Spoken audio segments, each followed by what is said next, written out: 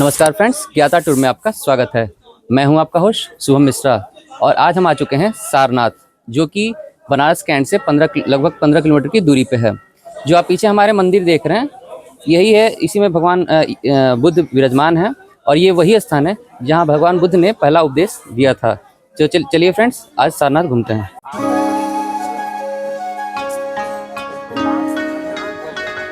अभी हमारे साथ में दीपक भाई हैं जो यहाँ के गाइड हैं और यही हमारी हेल्प करेंगे आज सारनाथ एक्सप्लोर करने में। तो देखिए, इस सारनाथ का आपका भगवान बुद्ध का मेन टेम्पल आए हुए हैं आप, और इस मंदिर को देखिए, जो सामने स्टैचू है, इन्हीं के द्वारा सर टेम्पल कंप्लीट किया गया। इनका नाम देवमित्र अनागारिका धर्मपाल जी, ये श्रीलंका के वहाँ के भिक्षु थे, मंक अनागारिका धर्मपाल जी इनका नाम, और जन्म इनका श्रीलंका कोलंबो में हुआ। इनके द्वारा जो सामने मंदिर देख रहे हैं, ये भगवान बुद्ध गौतम बुद्ध का मेन टेम्पल मूल गंध कुटी विहार के नाम से इस मंदिर को जाना जाता है। अच्छा। और चुनार का नाम यहाँ से 40 किलोमीटर पीछे में है, पहाड़ी इलाका मिर्जापुर साइड, उधर से ही लाल पत्थर ला करके इस मंदिर को कंप्लीट किया गया। और इस मंदिर के अंदर जाएंगे, अंदर एंट्री करेंगे तो अंदर जाने के बाद भगवान बुद्ध का अंदर दोनों साइड दीवारों पे लाइव उनका जन्म से लेकर मृत्यु तक का पेंटिंग देखेंगे, और 2 कलाकारों के द्वारा किया गया। उनका नाम नोशो और कोशो तफोर, 4 सालों में लाइव पेंटिंग की गई, जो आज भी ऐसे कैसे मिटा हुआ नहीं है। और मंदिर के अंदर भगवान बुद्ध का जो प्रतिमा दर्शन के लिए जाएंगे, वो धर्म चक्र परिवर्तन मुद्रा में है। धर्म चक्र परिवर्तन मुद्रा उसे बोलते हैं। धर्म का पहला वो ज्ञान, पहला प्रवचन सारनाथ में प्रथम 5 शिष्यों को भगवान बुद्ध दिए थे। वो स्थान प्लेस मंदिर के बाद नेक्स्ट चलेंगे जहाँ वो ज्ञान दिए थे। और मंदिर के अंदर भगवान बुद्ध का बॉडी का अवशेष जो अस्थि है, वो चीज़ भी रखे गए हैं। स्टैचू के पीछे साइड 5 फीट के अंडरग्राउंड है, एक बॉक्स है, उसी के अंदर सेफ्टी उनका अवशेष रखा गया है। उस अस्थि को साल में नवंबर में देव दिवाली के दिन ओपनिंग किया जाता है। 3 दिन दिखाते हैं, देव दिवाली से 2 दिन पहले से स्टार्टिंग होता है, 3, 4, 5 तारीख तक ओपनिंग किया जाता है। और अवशेष अस्थि देखने के लिए हर एक देश से लोग, काफ़ी संख्या में ऑल कंट्री से लोग आते हैं। और भगवान बुद्ध का अवशेष नवंबर में देव दिवाली के दिन ओपनिंग किया जाता है, साल में 3 दिन। और मंदिर के अंदर भगवान बुद्ध का अवशेष के बारे में मैंने बताया। और देखिए, ये जो सारनाथ प्लेस है, ये भगवान बुद्ध का 3rd प्लेस माना गया। यहाँ ज्ञान दिए थे, इसलिए भगवान बुद्ध का ऐसे तो बहुत सारा प्लेस है, उनमें से जो इम्पोर्टेंट प्लेस है, मुख्य 4 है। पहला जन्म हुआ लुम्बिनी नेपाल, कपिलावस्तु प्लेस, सिद्धार्थ नाम से जहाँ उनका जन्म स्थान है। दूसरा प्लेस बौद्धिया बिहार है, जहाँ उनको ज्ञान उदय हुआ था पीपल ट्री के नीचे घोर तप पढ़ने के बाद।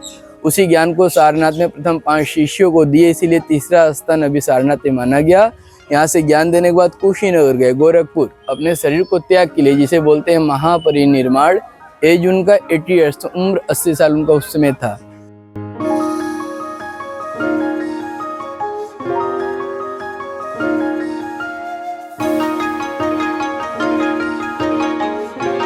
जैसा कि दीपक भाई ने भी बताया कि ये जो सामने आप स्टैच्यू देख रहे हैं भगवान बुद्ध की, इन्हीं स्टैच्यू के पीछे 5 फीट की अंडरग्राउंड है, जिस अंडरग्राउंड में बॉक्स में भगवान बुद्ध की समाधि जो है अभी भी सुरक्षित रखी हुई है, जिसके दर्शन अभी भी कराए जाते हैं देव दिवाली के समय में। मंदिर के अंदर आप आएंगे तो देखेंगे चारों तरफ काफ़ी सुंदर पेंटिंग्स की हुई हैं, और मंदिर के अंदर आके आपको बहुत अच्छा लगेगा, क्योंकि अंदर बहुत ही शांति होती है। अंदर बुक्स की एक स्टॉल भी है कॉर्नर में। अगर जिन लोगों को बुद्ध धर्म से रिलेटेड कुछ बुक्स अगर चाहिए नॉलेज के लिए, तो यहाँ से वो परचेस कर सकते हैं।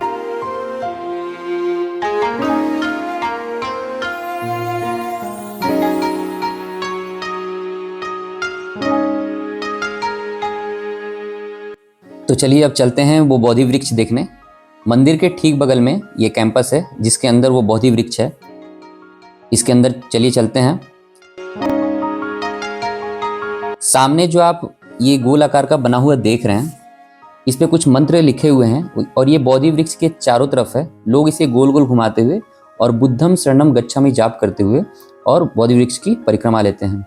ये जो बेल देख रहे हैं आप सामने, ये अष्टधातु से बना हुआ बेल है, और ये सुबह 4 बजे और शाम को 5:30 बजे पूजा अर्चना के टाइम में बजाया जाता है, जिसकी ध्वनि 3 से 4 किलोमीटर की दूरी तक सुनाई देती है। सामने आप देख सकते हैं कि बुद्ध भगवान अपने 5 शिष्यों को जो है पहला उपदेश जिनको उन्होंने दिया था, उसकी एक स्टैच्यू बनाई हुई है बोधि वृक्ष के पास में। तो दीपक भाई बताइए हमें इस जगह के बारे में। इसे बोधि वृक्ष बोलते हैं। मेन ट्री गया में है, सेकंड श्रीलंका, थर्ड आपका 1932 में यहाँ आया था। और भगवान बुद्ध जिस प्रकार से सारनाथ में ज्ञान प्रथम दिए थे, इसी ट्री के ही नीचे सामने मॉडल देख रहे हैं आप लोग। ये बर्मा के लोगों ने मॉडल को दर्शाया। पीपल ट्री राउंड करते हुए घुमाने को कुछ मिलता है जिसे कालचक्र बोलते हैं। पीपल ट्री राउंड करते हुए बुद्धम शरणम गच्छामि मंत्र जाप करते एक परिक्रमा किया जाता है। और वहाँ देखिए बहुत बड़ी एक बेल है। इस महाबोधि सोसाइटी को एक जर्मन लेडीज का डोनेट किया गया। 2080 kg और 8 मेटल अष्ट धातु भी है, सोने चांदी 8 मेटल। इसको समय से बजाते हैं। यही मेन टेम्पल सामने जो ओपनिंग होता है सुबह 4 बजे तो बजाते हैं और शाम को 5:30 पूजा आरंभ होने से पहले इसका ध्वनि 3 से 4 किलोमीटर ध्वनि घुसता है, ओम के ध्वनि में घुसता है। और यही वो पीपल का वृक्ष है। ये थर्ड सैपलिंग है, मैंने बता दिया। पहला गया, सेकंड श्रीलंका, थर्ड आपका यहाँ।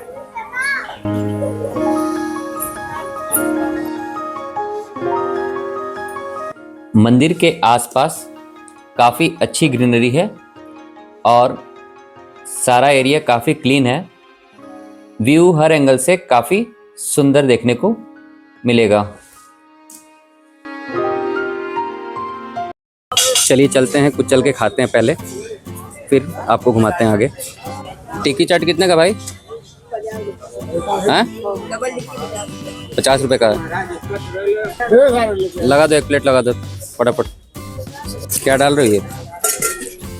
हरी चटनी है, खट्टी चटनी है, इमली की। अच्छा, क्या डाल रहे हो? एवरेस्ट मसाला। ये आपका भुना हुआ जीरा आ गया। भुना हुआ जीरा आ गया।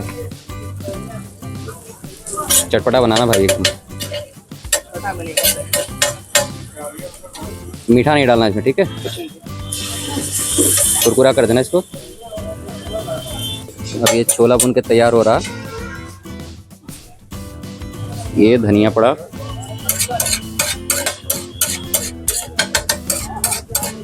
ये मस्त अभी फ्राई होके निकलेगा और ये चटपटा चाट तैयार हो जाएगा। ये इसमें डाला गया छोले को टिक्की के ऊपर।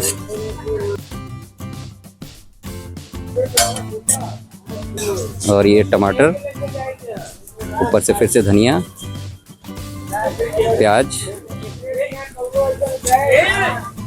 अब क्या डाल रहे हो भाई? अब इसके ऊपर सेव डाला जाएगा और ये चटपटा चाट तैयार हो गया।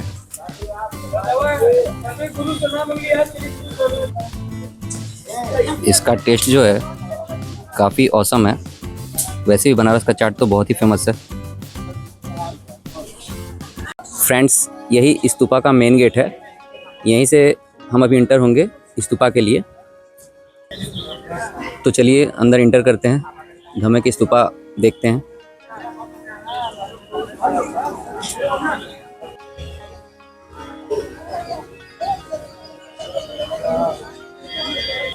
ये यहाँ पे स्तूपा के अंदर जो भी खंडहर है उसका मैप है, आप देख सकते हैं। इसमें क्लियर अभी तो फ़िलहाल नहीं है, चीज़ें समय के हिसाब से धीरे धीरे मिट चुकी हैं।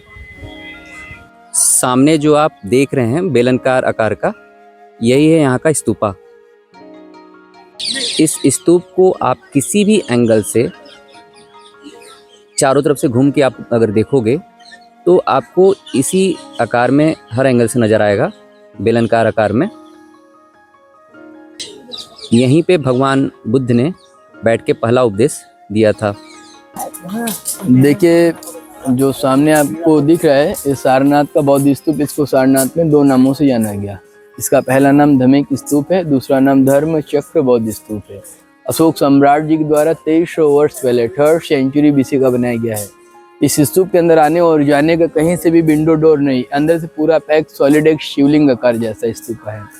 इस स्तूप को देखिए अशोक सम्राट जी यहाँ पर भगवान बुद्ध की यादगार ओली मेमोरियल के लिए उन्होंने बनाया था। अशोका जी के साथ जब लास्ट जो युद्ध हुआ था उड़ीसा धौलगिरी कलिंग युद्ध, वो जीतने के बाद जब उनका वहाँ से हृदय परिवर्तन हुआ तो मार काट सत्याग करके बौद्धिज्म को उन्होंने फॉलो किया। बौद्धिज्म फॉलो करने के बाद सारनाथ में भगवान बुद्ध यहाँ ज्ञान दिए थे। जो यहाँ पे स्तूप सामने देख रहे हैं यही वो स्थान और प्लेस जहाँ बैठ कर ज्ञान दिए थे। अशोक सम्राट जी उसी स्थान पे नेक्स्ट उन्हीं की यादगार में इस स्तूप उन्होंने उन्हीं के मेमोरियल और यादगार के लिए उन्होंने बनाया, उसी जगह पर यहाँ वो ज्ञान दिए थे। तो स्तूपा हाइट आपका 103 फीट और जो डायमीटर है वो 93 फीट है सर। तो ऐसे एक स्तूप देखिए सांची में भी है, एमपी मध्य प्रदेश भोपाल सांची स्तूपा। उस स्तूप के अंदर आने जाने का रास्ता है, क्योंकि स्तूप वो अंदर से होल है और ये पूरा पैक, इसलिए कोई रास्ता डोर विंडो नहीं है। यादगार मेमोरियल के लिए स्तूपा बनाया गया था। यह है मूलगंज कुटी विहार। ये पूरा जो खंडहर के आकार का आप देख रहे हैं, ये पूरा मूलगंज कुटी विहार के नाम से जाना जाता है।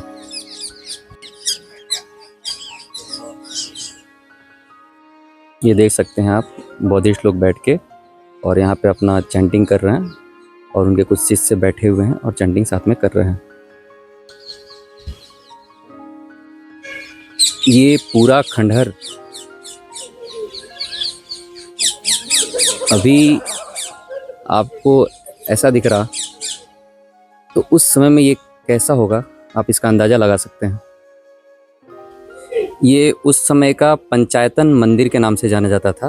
यहाँ पे जो आप एरिया देख रहे हैं, यहीं पे पंचायतन मंदिर था उस समय का, जो कि आपके सामने है।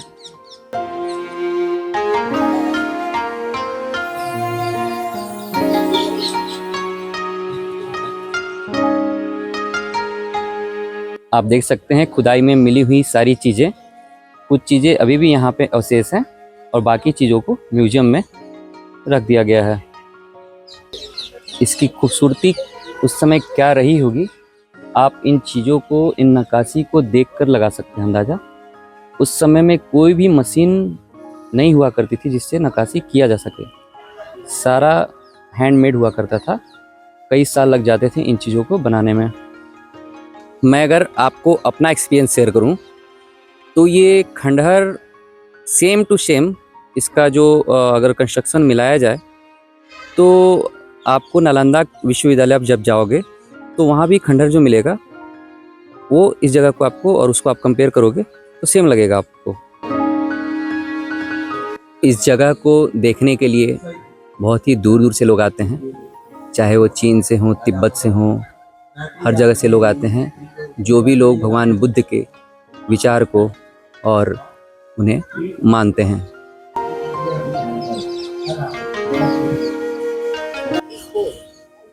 आप देख सकते हैं सारे बौद्धिस्ट कितनी श्रद्धा से यहाँ पर आते हैं और दर्शन करते हैं।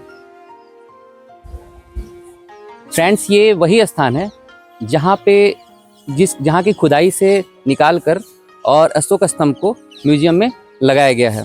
इन्हीं जगहों पर से सारी चीज़ें खुदाई करके और म्यूजियम में लगाई गई हैं। तो चलिए चलते हैं और म्यूजियम में सारी चीज़ों को देखते हैं। ये सामने जो आप देख रहे हैं, यही है टिकट काउंटर, जहाँ से आप टिकट परचेज कर सकते हैं म्यूजियम घूमने के लिए सारनाथ के। और टिकट का जो प्राइस है वो 25 रुपीज़ है। आप यहाँ से भी टिकट काउंटर से भी ले सकते हैं, और जो QR कोड सामने स्टैंड पे लगा हुआ दिख रहा है, वहाँ से भी आप अपने फ़ोन से इंस्टेंट टिकट निकाल सकते हैं। तो फ्रेंड्स, हमने अपना टिकट ले लिया है और हम आ गए हैं म्यूजियम के कैंपस में। सामने जो एंट्री लिखा हुआ देख रहे हैं, यहाँ पे पहले सिक्योरिटी चेक होता है, फिर आप म्यूजियम में जा सकते हैं। इस पत्थर पे लिखा हुआ है म्यूजियम के बारे में, कब बना। इस म्यूजियम का मैप जो है ब्रिटिश आर्किटेक्ट ने तैयार किया था। 1910 में संग्रहालय बनकर तैयार हुआ था। यहाँ 6832 मूर्तियाँ आपको देखने को अंदर जब आप जाओगे तो आपको मिलेंगी। म्यूजियम का निर्माण उस समय के ब्रिटिश आर्कियोलॉजिक डिपार्टमेंट के उस टाइम के डायरेक्टर सर जॉन मार्शल की पहल पर की गई थी।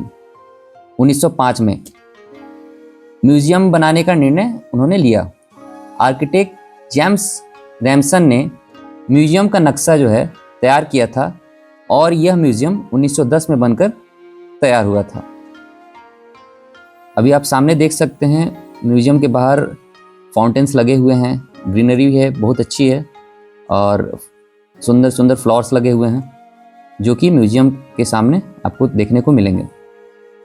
म्यूजियम के अंदर जो खुदाई से निकालकर चीज़ें रखी गई हैं, उनमें मुख्य तौर पे आपको बोधिसत्व, नीलकंठ लोकेश्वर, पद्मपाणि, बुद्ध का जीवन चक्र, बौद्ध के देवी देवता, अपराजिता, मारिच, बुद्ध धर्म चक्र, प्रवर्तन मुद्रा, शिव, विष्णु, गणेश, कार्तिकेय, भैरव, अग्नि पार्वती, नवग्रह सहित आपको बहुत सारी मूर्तियां देखने को मिलेंगी जो कि खंडित हो चुकी हैं, लेकिन वहाँ से खुदाई करके जो चीज़ें मिली यहाँ पे रखा गया है संजो के।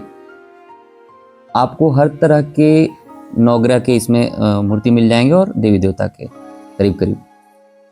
उस समय जो अशोका के टाइम में जो चीज़ यूज किया जाता था, जो भी हथियार आप कह सकते हैं, स्टोन से बने हुए और आयरन से बने हुए उस समय हथियार यूज होते थे, वो सारी चीज़ें आपको इस म्यूजियम में देखने को मिल जाएंगी। जो ये ब्लू कलर में मैंने दिखाया है आपको, इसमें आप देख सकते हैं कि इसमें वो चीज़ें मेंशन है कि उस समय की कौन सी चीज़ें क्या हैं। मतलब आप उस चीज़ को आप नीचे पढ़ भी सकते हो, हर चीज़ मेंशन है वहाँ पे। आप जाओगे तो आपको कोई चीज़ समझने में दिक्कत नहीं आएगी। सारी चीज़ आपको बहुत ही सिस्टमेटिक तरीके से रखे हुए मिलेंगे वहाँ पे। ये आप देख सकते हैं नीचे ब्लू एलईडी बोर्ड में सारी चीज़ मेंशन किए हुए हैं।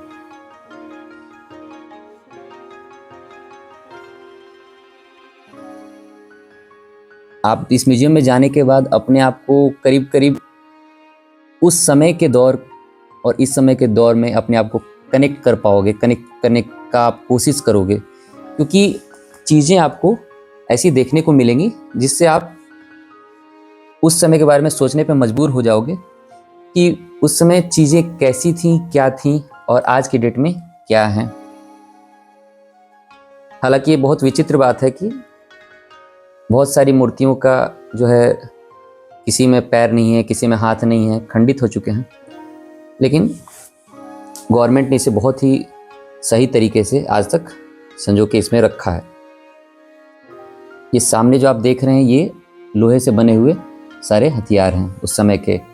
जैसे हम लोग अभी कुल्हाड़ी वगैरह यूज़ करते हैं, उस समय सब लोहे, अभी हम लोग लोहे से यूज करते हैं, उस समय पत्थर के हुआ करते थे ज़्यादातर। ये चीज़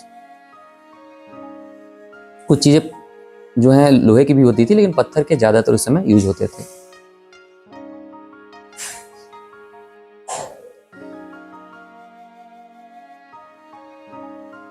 सामने जो है आप ये देख सकते हैं, अभी ये अम्ब्रेला है, छतरी, जिसे आप सामने देख रहे हैं। ये अशोका चक्र है। यहीं से हमारे देश का जो अशोका चक्र हम लोग साइन सिंबल यूज करते हैं, यहीं से लिया गया है। आप सामने देख सकते हैं ये चक्र थोड़ा सा वैसे खंडित हो गया है, लेकिन उसे पूरा शेप देने का कोशिश किया गया है इसमें, और इसे शीशे के अंदर संजो के रखा गया है।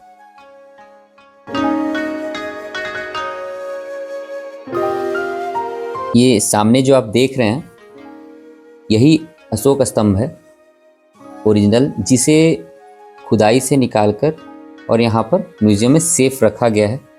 बीच बीच में इसे मेंटेन गवर्नमेंट जो है आर्कियोलॉजिकल डिपार्टमेंट के थ्रू इसे किया जाता है, ताकि ये हमेशा चमकता रहे। इस अशोक स्तंभ को महान सम्राट अशोक द्वारा 250 बीसी में बनवाया गया था। इस स्तंभ में आप देख सकते हैं कि 4 शेर एक दूसरे से पीठ सटाकर बैठे हुए हैं। भारत ने इस स्तंभ को अपने राष्ट्रीय प्रतीक के रूप में अपनाया है। हम लोग जो तिरंगे में के मध्य में जो चक्र देखते हैं, वो इसी अशोक स्तंभ से साइन, जो आप चक्र देख रहे हैं नीचे शेर के नीचे बना हुआ, यहीं से उस चक्र को लिया गया है जो हम लोग तिरंगे में मध्य भाग में यूज करते हैं। आप देख सकते हैं, और ये हमारे इंडिया के लिए प्राइड है। ये सामने जितनी भी दुकानें दिख रही हैं, ये सारे हैंडीक्राफ्ट्स की छोटी छोटी शॉप्स लगी हुई हैं। ये सारे हैंडमेड थिंग्स हैं। आप जब म्यूजियम के बाहर आओगे तो आपको ये शॉप्स देखने को मिल जाएंगी। अब हम चल रहे हैं चाइना टेम्पल के पास। ये सारनाथ में स्थित चाइनीज टेम्पल है जो कि चाइना के हुसैन टी सेंग ने बनवाया था, जो कि पैदल चल के भारत को आए थे और उन्होंने ही ये भगवान बुद्ध का मंदिर बनवाया था। ये जो सामने आप पिक्चर देख रहे हैं, इसमें हुसैन टी सेंग की फ़ोटो लगी हुई है और ये वही मैप है।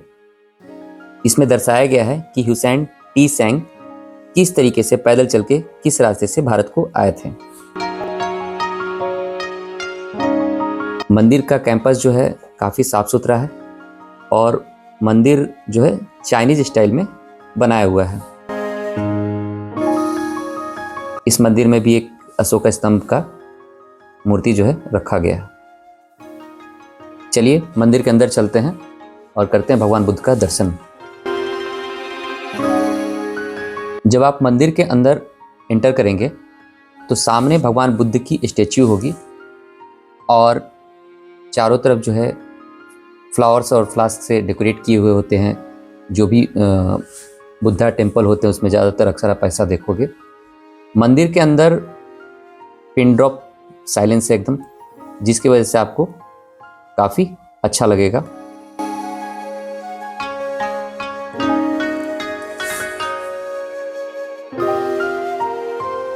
हम आपको अब हैंडमेड सिल्क की साड़ी और सूट जो बनता है बनारस में, जो बनारस का फेमस है, यही वो जगह है जहाँ पर सब कुछ बनाया जाता है। तो यहाँ पे अंदर जाके हम अभी आपको दिखाएंगे कि सिल्क की साड़ी और सूट कैसे बनाई जाती है और आप उस चीज़ को परचेस कर सकते हैं। ये सामने जो आप मशीन लगी हुई देख रहे हैं, इसी मशीन से सिल्क सूट और सिल्क साड़ी बनाकर हैंडमेड तैयार किया जाता है। तो चलिए भाई साहब से बात करते हैं कि कैसे बनता है। हाँ, तो ये जो देख रहे हैं ना धागे को, हाँ, इसी धागे से एक एक धागे करके 5.5 मीटर की साड़ी, 1 मीटर का ब्लाउज। ओके। इसका ये जो देख रहे हैं ये ताना और ये हो गया बाना। ओके। ये जरी है। और इसका डिजाइन कार्ड देखिए, ये है। अच्छा। और डिजाइन देखिए ऐसे। ओके। ये देखिए, ये डिजाइन पड़ रही है। ठीक है। इसी प्रकार से लोग जो गांव वाले बनाते हैं ला करके यहीं जमा करेंगे, तो यहाँ से शोरूम वाले जब ले जाएंगे तो जीएसटी टैक्स लगाते हैं। अच्छा अच्छा। हम लोगों को मोदी जी ने छूट दिया धागे पर। मतलब आप लोग जो है यहाँ पे साड़ी और सूट का डिजाइन करके बनाते हैं। आप लोग यहाँ पे बनाते हैं, टूरिस्ट जो आते हैं लेते हैं, बाकी यहाँ से अगर एक्सपोर्ट होते हैं या फिर कोई कहीं जाता है तो फिर जीएसटी लगता है। यहाँ तक के दुकान पे नहीं लगता। यहाँ तक जीएसटी नहीं है। आज का टूर आपको बेहद पसंद आया होगा और आज के लिए बस इतना ही। अगर आपको ये वीडियो पसंद आया हो तो वीडियो को लाइक और चैनल को सब्सक्राइब करना ना भूलें। Thank you.